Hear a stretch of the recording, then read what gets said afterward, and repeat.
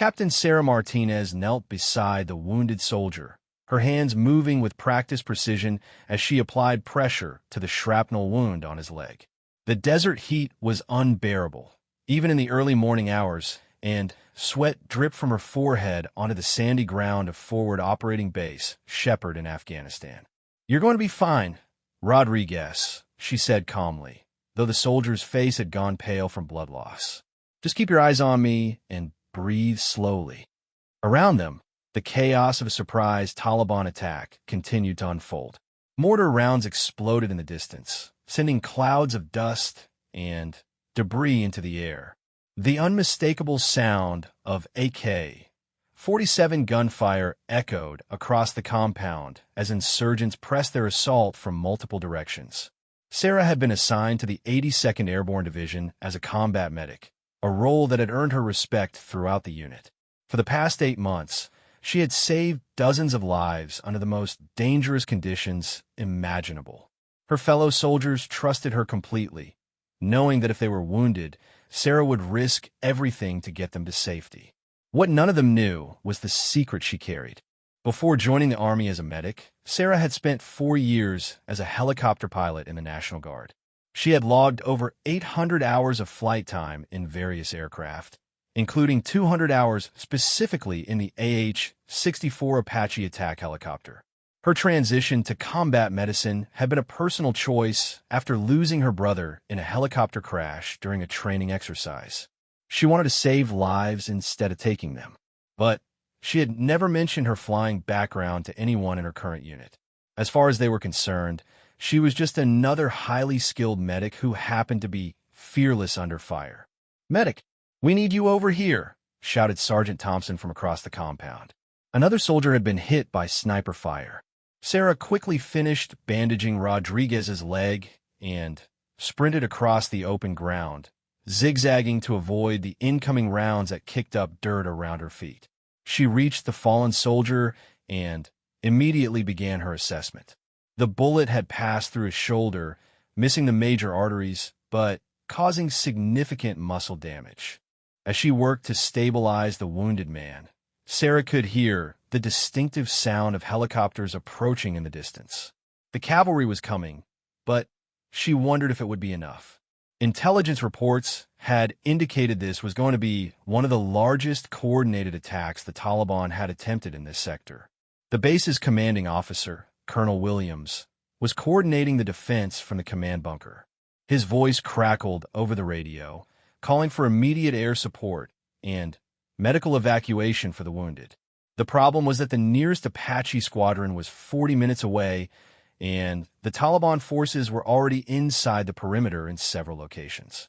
Sarah finished treating the shoulder wound and moved to her next patient, a young private who couldn't have been more than 19 years old. He had caught shrapnel from a mortar round that had exploded near the motor pool. As she cleaned and dressed his wounds, she could see the fear in his eyes. "What's your name, soldier?" she asked, trying to keep him calm. "Private Johnson, ma'am. This is my first deployment." "Well, Johnson, you're doing great. This is actually pretty routine stuff. You'll be back on your feet in no time." She was lying, of course. Nothing about this situation was routine. The base was under siege, and they were significantly outnumbered. But part of being a good medic was knowing when to bend the truth to keep a patient calm. The sound of rotor blades grew louder, and Sarah looked up to see 2 Black Hawk helicopters approaching the landing zone. The medevac birds had arrived faster than expected, which was good news for the wounded. But as she watched them approach, she noticed something that made her blood run cold. One of the helicopters suddenly lurched to the side and began trailing smoke from its tail rotor. An RPG had found its target. The pilot fought to maintain control, but the aircraft was going down fast. It crashed hard about 200 meters outside the base perimeter, immediately catching fire. The second Black Hawk aborted its landing and pulled away, unable to risk the same fate. The wounded would have to wait for another evacuation opportunity, assuming they could survive long enough. Sarah continued moving from patient to patient, using her medical training to prioritize treatments based on the severity of wounds. The triage process was something she had practiced countless times, but doing it under fire while listening to the screams of wounded soldiers tested every ounce of her training and resolve. Near the base's small hangar, she could see the mechanics working frantically on one of their own helicopters. It was an older Kiowa Scout helicopter that had been grounded for maintenance for the past week. The mechanics were trying to get it airworthy, but even if they succeeded, the small observation aircraft wouldn't be much help against the heavy weapons the Taliban was using. What really caught Sarah's attention, however, was the sight of the base's sole Apache attack helicopter sitting on the flight line. The AH-64D had been scheduled for a routine patrol that morning, but the pilot and co-pilot had both been wounded in the initial mortar barrage. Captain Rodriguez, the aircraft commander, had taken shrapnel to his chest and was currently unconscious. His co-pilot, Lieutenant Murphy, had suffered a concussion from a blast wave and was in no condition to fly. The Apache represented the base's most powerful defensive weapon, but without qualified pilots, it was just an expensive piece of equipment taking up space on the tarmac. Sarah knew she could fly that helicopter. More than that, she knew she could use its weapons systems to turn the tide of the battle. The AH-64D was equipped with a 30mm chain gun, Hellfire missiles, and rocket pods that could devastate the Taliban positions. But revealing her piloting background would raise questions she wasn't prepared to answer, especially in the middle of a firefight. She pushed the thought from her mind and focused on her patients. Her job was to save lives, not take them. But as the morning wore on and more wounded soldiers were brought to her makeshift aid station, Sarah began to realize that her medical skills might not be enough. The Taliban forces were well organized and heavily armed. They had positioned snipers in the surrounding hills and were using coordinated attacks to pin down the base's defenders. The radio chatter grew increasingly desperate as squad leaders reported their positions being overrun. Ammunition was running low, and several key defensive positions had already fallen. The reinforcements that had been promised were still at least 20 minutes away, and there was no guarantee they would arrive in time. Sarah was treating a soldier with severe burns when she heard Colonel Williams shouting orders over the radio. The Taliban had broken through the eastern perimeter and was advancing toward the command bunker. If they took the colonel out, the entire defense would collapse. She looked up at the Apache helicopter again, its sleek profile gleaming in the morning sun. The aircraft was fueled and armed, ready for its scheduled patrol. All it needed was someone qualified to fly it. The sound of explosions was getting closer now, and Sarah could see muzzle flashes from Taliban fighters who had penetrated the base's outer defenses. American soldiers were falling back toward the center of the compound, fighting a desperate rearguard action. Time was running out. As she finished bandaging the burned soldier, Sarah made a decision that would change everything. She had joined the army to save lives, but sometimes saving lives required taking them. And right now, the only way to save the lives of everyone on the base was to get that Apache into the air. She looked around at the wounded soldiers, depending on her medical expertise, then at the helicopter that could end this battle in minutes. The choice was clear, even if the consequences were unpredictable. Sarah Martinez, the medic everyone trusted with their lives, was about to reveal a secret that would shock her entire unit. But first, she had to find a way to reach that helicopter without getting killed in the process. Sarah sprinted across the compound, staying low as bullets whizzed overhead. The distance to the flight line felt like miles, but she knew it was only about 150 meters from her aid station. Every step brought her closer to the Apache, but also deeper into the line of fire. A mortar round exploded 30 feet to her left, showering her with dirt and small rocks. The blast knocked her off balance, but she rolled with the impact and kept moving. Behind her, she could hear Sergeant Thompson yelling for the medic, probably wondering where she had gone in the middle of treating casualties.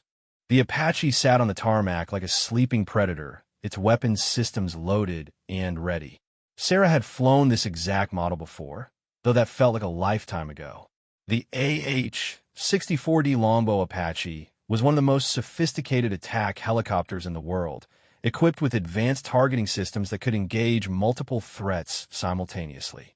As she reached the aircraft, Sarah quickly performed a visual inspection of the exterior. No obvious damage from the mortar attacks, which was good. The Hellfire missiles were mounted and armed, the rocket pods were loaded, and the 30mm chain gun was ready to fire. Everything looked perfect. The real challenge would be starting the helicopter without following the normal pre-flight procedures. In a combat situation like this, there wasn't time for the usual safety checks and system diagnostics that would normally take 20 minutes. She would have to trust that the aircraft had been properly maintained and hope that nothing critical had been damaged during the attack. Sarah climbed into the pilot's seat, her hands automatically reaching for the familiar controls. It had been over a year since she had flown an Apache, but the muscle memory was still there. Her fingers found the battery switch, the APU starter, and the engine controls without conscious thought. The auxiliary power unit spooled up with a high-pitched whine, providing electrical power to the helicopter systems. Sarah began the engine start sequence, knowing that once the rotors began turning, there would be no hiding what she was doing.